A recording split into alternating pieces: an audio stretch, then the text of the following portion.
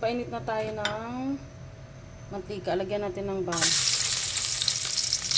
Igisa muna natin yung sahog, guys.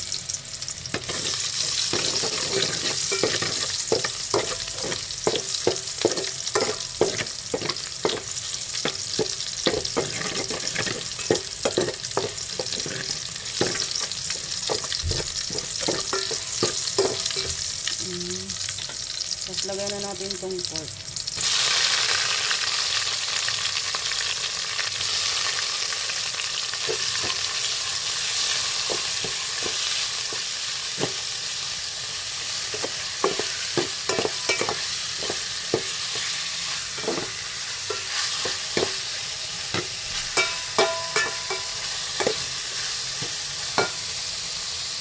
Antayin natin siyang mag-brown. Hanggang sa mag-brown. Ayan guys, medyo brown na yung ating pork. Ayan, nilagay ko guys, medyo may taba ang mga kajian natin dyan. Nilagay natin yung carrot. Carrot.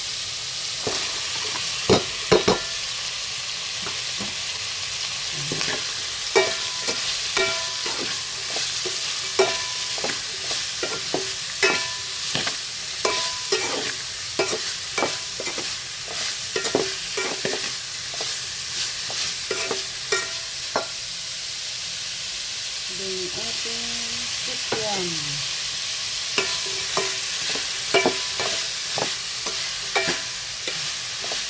Lagyan natin ng konting toyo. Ay, toyo. Kasi mamaya maglalagay pa tayo.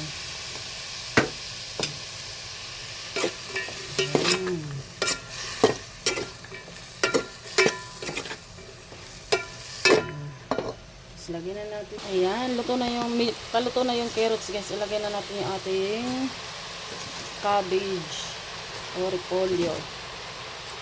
Ayan. Tapos pag medyo luto na yung repolyo guys, tanggalin na natin. Para hindi siya ma-overcook.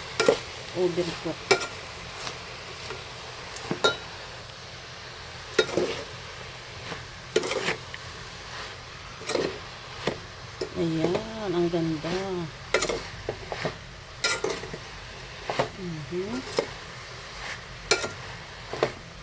Yung ating cabbage. Hindi ba? Ilagyan ko ng konting toyo mga madam.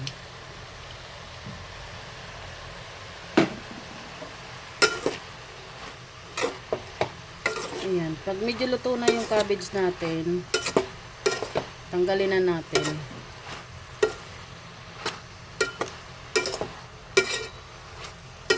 Tapos igisa na natin ulit. Nagisa na ulit ako ng bawang sibuyas. Ayan, nilagyan ko na rin siya ng kunting sahog. Pero, mas marami yung mamaya. Pero lang meron siyang kulay. Ayan, nilagyan ko na rin siya ng mga pampalasa. At syempre, hahatiin ko lang kasi to guys, yung ating pansit bato. Ayan yung ating pansit bato. Ang sarap niyan guys. Pansit bato, fresh from Bicol pa yan. Ayan. Naka-ready naman na yung pangsahog. Yung pangsahog. Hatiin ko lang din yan. Ilalagay ko sa rip yung kasi madami. Lutuin ko bukas. Ayan, meron na kaming pang dinner. O diba, ang sarap niyan. Antayin lang natin siya guys kumulo. Takpan muna natin. Balikan natin mamaya. Ayan. Ang binili ko kasi guys yung tawag dito, yung nakaripak kasi hindi siya mabilis masira. Ayan. Yung kilo-kilo kasi mabilis yun masira. Ayan, hinati ko lang. Ayan, kumulo na nga yung ating tubig. Yes, ilalagay na natin yung pansit bato natin. Tapos, after natin malagay guys, halu-haluin natin yan. Ayan.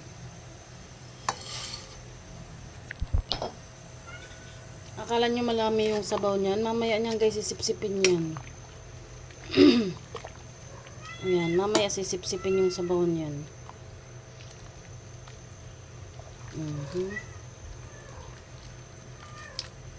Ayan na. Diba? Ayan na yung ating pansit bato.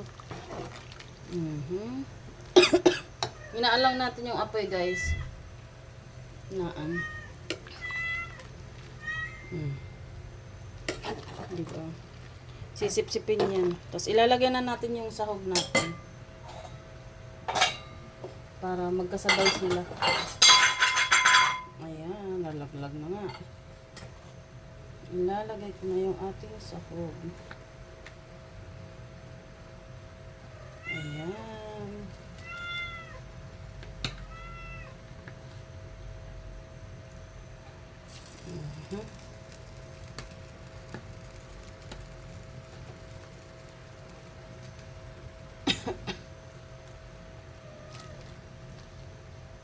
Masarap yan guys, medyo may sabaw.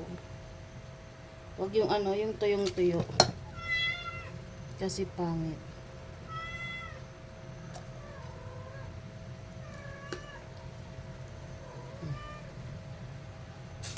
Ayan.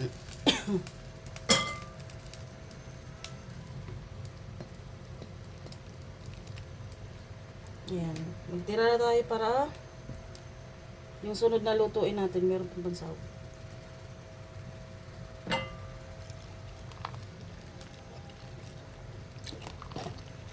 Ayun na. Diba? Ayan. Maya-maya konti guys, luto na to. Ayan. Thank you for watching mga ka-GM natin dyan. Thank you so much. Maya-maya po luto na to. Ayan, nawawala na yung tubig niya guys. Thank you. Don't forget to like, subscribe my YouTube channel. Jarl Moto Adventure. Thank you. Ayan, nagluto nga tayo guys ng pancit bato. Fresh from Bicol pa yan. Yung tira nung dinala namin galing Bicol. Ngayon lang naluto. Ayan. Makikita nyo guys, maraming sabaw yan. 5 baso yan. So, yung kalahati, hinati ko ulit yung parang 1/4 lang. 10 glass of water kasi nakalagay doon. Ayan. 5 baso lang to. Para saktuhan lang. Pinahinaan ko na yung apoy. Antayin lang natin maluto yan. Mawawala yung sabaw niyan guys.